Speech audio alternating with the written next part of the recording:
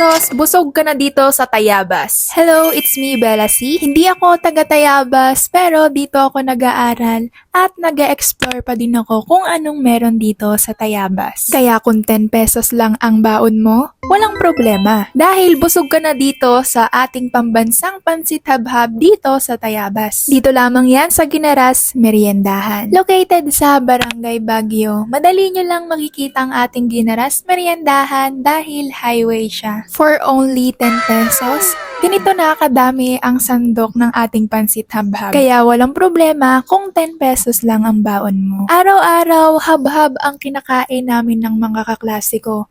Daig na namin ng pusa sa sobrang haba ng buhay namin. Bukod sa malapit ito sa school namin, nakakatipid kami. Thank you for watching!